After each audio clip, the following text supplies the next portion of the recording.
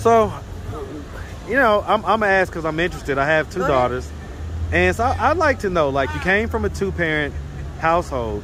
Why do you think you veered left so early in life?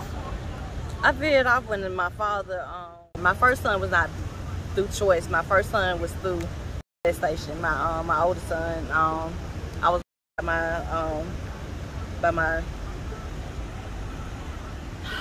my cousin's baby father, and it hurts. It does. It bothers me a lot. But I just try. I mean, have you ever told anybody that? I don't really tell too many people. I'm amazed sometimes at the fact that people divulge these secrets. To me, you know, it still amazes me to this day. These videos have a little bit of reach. If he's watching this video, what message do you have for him right now? Face up to the truth and give your son a DNA what he deserves and give him a life. Give him his life back. What's his last name? Durante what? Durante Johnson. What's up, YouTube? This is me without a trainer. This is me with KD with the muscle. Any questions? Link in the description. Now back to the content. What's up, YouTube? Atlanta Street Interviews, out here with another one. So we got a young lady with us today. How you doing today, miss? I'm okay. How about you? I'm doing good. Thank you for asking. It's a beautiful day out here today, yes, man. It Absolutely is. Beautiful. So, are you homeless? Yes, I am homeless. Okay. I've been homeless for 5 years. 5 years? All right. How old are you? I'm 42. 42? And so, what was it that happened 5 years ago that caused you to become homeless? I was staying with my sister, and my sister lost her apartment. Well, she lost her house, and we had to go to Gateway Shelter, and I ended up staying in the Gateway Center, but the Gateway in the Center ended up getting my son took it from me due to lack of, I guess, they said it was child molestation, but it wasn't. And so I'm fighting that case to this day. How old is your son? My son now is 19. 19? Okay. And so that happened 5 years ago when they took him away? Yes, sir. Okay. When was the last time you seen him? I haven't seen him, and it's been about 4 or 5 years since I've seen him. 4 or 5 years? So why did they say that that N-word happened to him? It was due to some females called themselves, I guess, trying to get back at me, trying to say that because I was in the shower with my son, and I guess they thought that I was touching him, but my son didn't like to get in the shower by himself, so I got in the shower with my child. At 14? No, he was at the time he was about 13. Well, I mean, even still at 13? Yeah. I mean, that doesn't strike you as a little odd? Yeah, it does. Like a 13-year-old boy? Because yeah. I mean, at 13, you know, I could tell you as a man. Yes, sir. At 13, that's when those hormones are starting to, you know, do Pick it. up. So I mean, if someone were to ask, well, I'm just gonna ask, you know, why were you doing that at 13? Like I said, I wasn't literally getting in the shower with him. I would just stand right there while he take a shower. And so that caused the defects to take him? Yes, sir. Okay, all right. Man, that just seems like that's something that could be explained, you know? Yes, sir. Then my daughter, she took from me. Well, she wasn't took from me. My daughter, she is 26 now, Jasmine is, and she was, and she, that was due to her being in a group home at the time, and she ended up catching AIDS at the time. Because of the R word, what happened to her? No, but yeah, because of her being, yeah. Okay, okay. How old was she at the time? At the time when she got raped, she was about 21. And she was, okay, and she was living in a group home? She was living in a group home. Huh. And who did that to her? They don't know who did it to her. We're still trying to find out to this day who actually raped her. But she does suffer with AIDS to this day. She takes medication for it. Okay, okay. And so, I mean, 26, that means you had it when you was about 16? Yeah. Okay. How many kids do you have? 5. 5? And so, all with the same guy or different dads? Different dads. Okay, how many different dads? Only 3. 3? And so, have you ever been married? No. No? No. And so, as far as, okay, so let's just start from the beginning. So, where are you from? I'm from Atlanta. Okay, I'm just mixed Hawaiian, Chinese, and black. My father met my mom in the military. All right, so you're from Atlanta. Hey, man, shout out that ATL, man, all day long. Yes, sir. What part of Atlanta are you from? I'm from Decatur. Oh, you from the east side? Yes, sir. Hey, man, shout out my fellow east side sis and brethrens, all like that, man. Yes, sir. All right, man, I'm from Decatur as well, so oh, that's what's absolutely, up. yes sir, yes sir. All right, so growing up in Decatur, did you have both mom and dad in the household? Yes. Okay, were they married? Yes. Okay. Do you have brothers and sisters? Yes, I do. How many? I have 3 sisters and 2 brothers. Okay. And so, where are you in the birth order? What was our birthday? No, where are you in the birth order? So, like, first, are you the baby, or you? I'm the baby girl. You're the baby. Yeah, Okay, the the baby baby girl, girl. and then there's a baby boy after you. Okay. Mm-hmm. Okay. And so, I mean, growing up, would you say that you had like a fairly normal childhood? Yeah. Okay, all right. Everything. So, like, you went to high school, stuff like that? Yeah, I went to high school. I Okay. went to Chamblee High School. Oh man, shout out Chamblee. Hey man, shout out all my M to M, man. Was that M to M that you did to go there? Yes. Hey man. Yeah. Listen, man, we cut from a different cloth, man. We cut from a different cloth. So shout out that M to M, man. I went to Lakeside, so I definitely know all about your experience as far as that goes. All right, so okay, so did you graduate from Chamblee? No. No? What was the highest grade you got to? I got to the 10th grade. 10th, and so And I why'd was you? pregnant with my I was pregnant with my son. Okay, and so I got pregnant with my first child at 14. so that was 14 when you first got pregnant. When I first had my first son. My first son is 26. No, my first son, he's 28, right? 28. Yeah. Okay.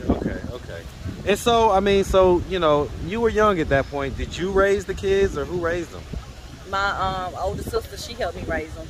Okay.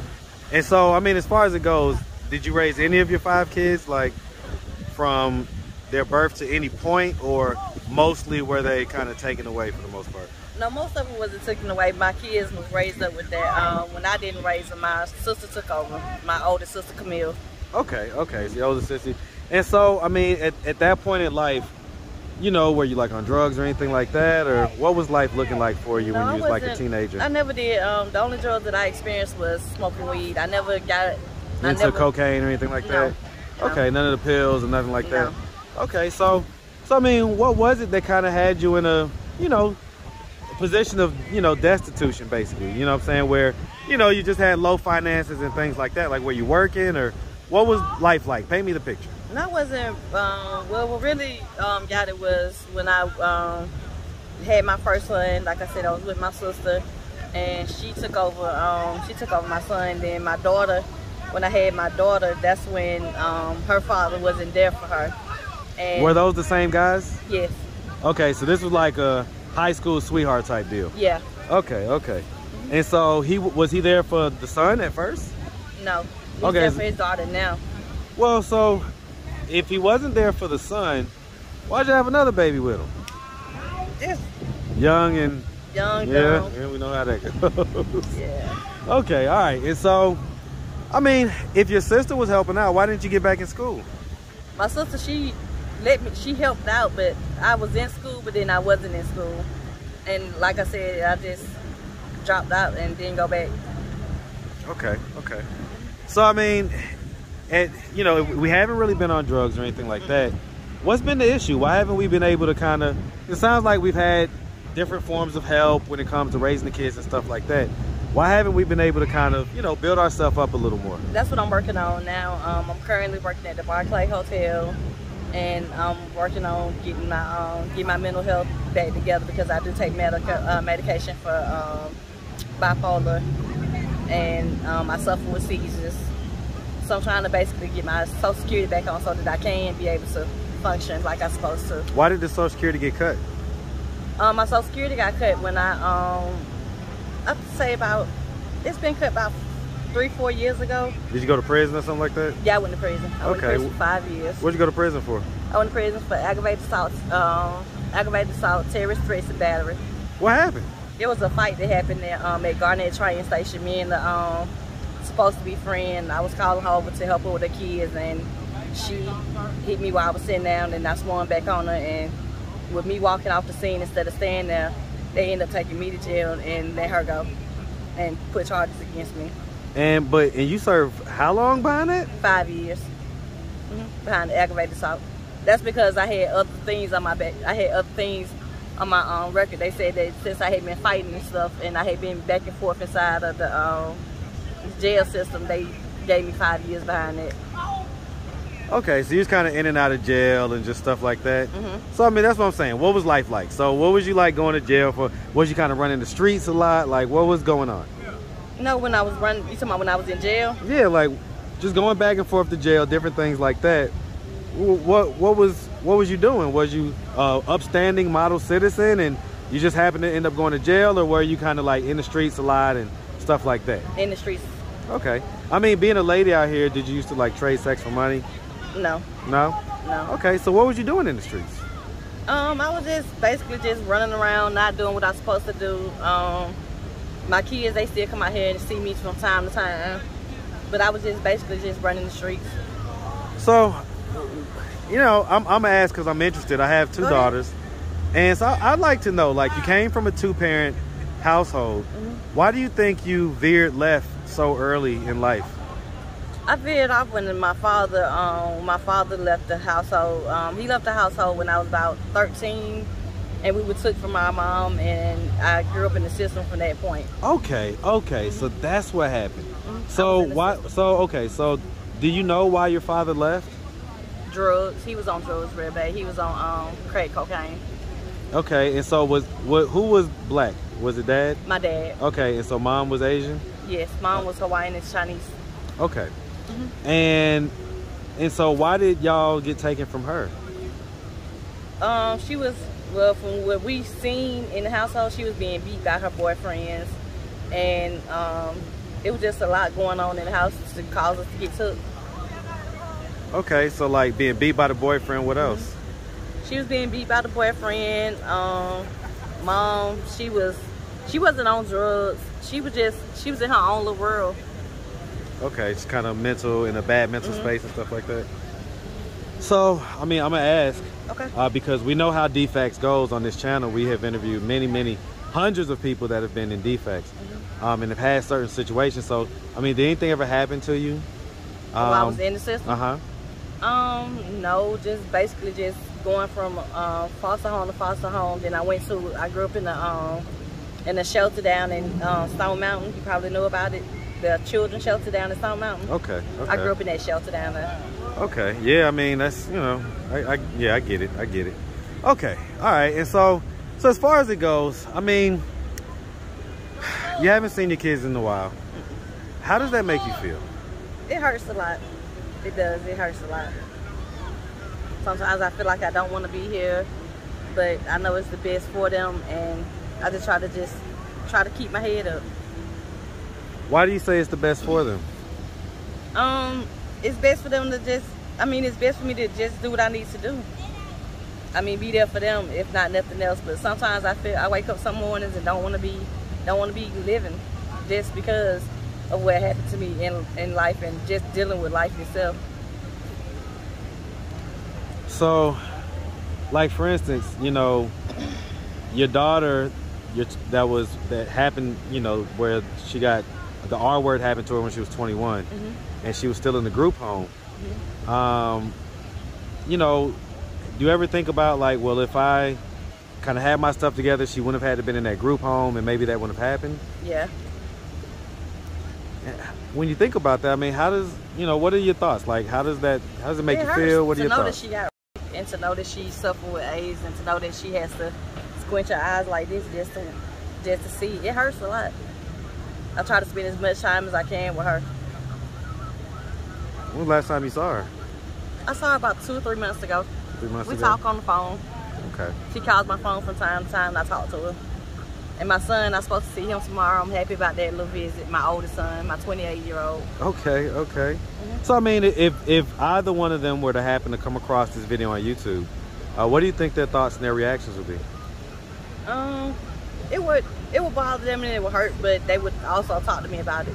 Have you talked to them about it? Like, have y'all had these conversations? Yeah, with my oldest son I have.